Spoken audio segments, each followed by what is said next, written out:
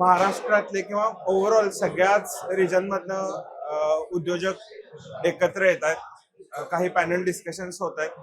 बरेचसे super elite लोक येत आहेत, इलिट लोक येत आहेत, ज्यांचे टर्नओव्हर 100 कोटीपासून 1000, 1400, 1500 कोटीपर्यंत आहेत. अशी लोक आलेली आहेत.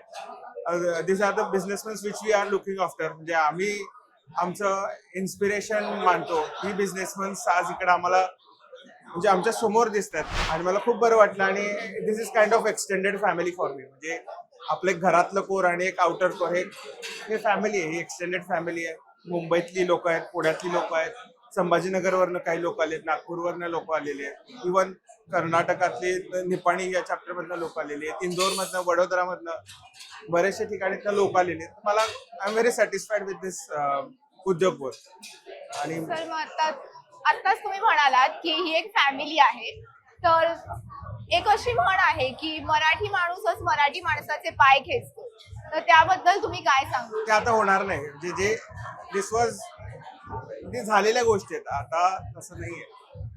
आता प्रत्येक जण एकमेकांना सपोर्ट करतोय, कारण आपणच एकमेकांना अपलिफ्ट केलं तरच काहीतरी इम्पॅक्टफुल घडेल समाजात, असं मला वाटतंय. जे झाले ते झाले. म्हणजे आता जस्ट लुकिंग फॉरवर्ड की अजून चांगलं कसं करू शकतो ह्याच्या पुढं. जे झाले ते म्हणजे असतं, काही काही काही कारणं असतात, नाही असं नाही. तर तिचं काय समाज आहे, कारण आपण जे काय पॉझिटिव्ह आहेत ते घेऊया.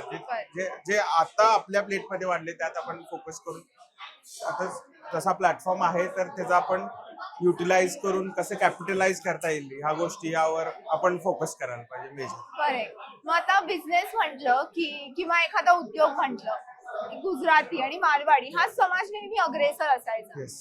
तर सध्याच्या घडीला या सगळ्यामध्ये मराठी माणूस कुठे आहे? मराठी माणूस कसं झालंय, गुजराती समाज आणि मारवाडी समाज त्यांचं फ्रॉम द ग्रेट ग्रँड म्हणजे पहिल्यापासून ते या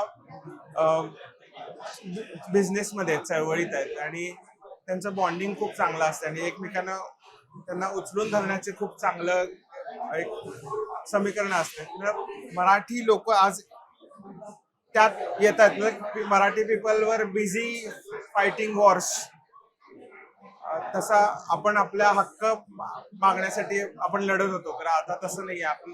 आपण equally we are in to this business.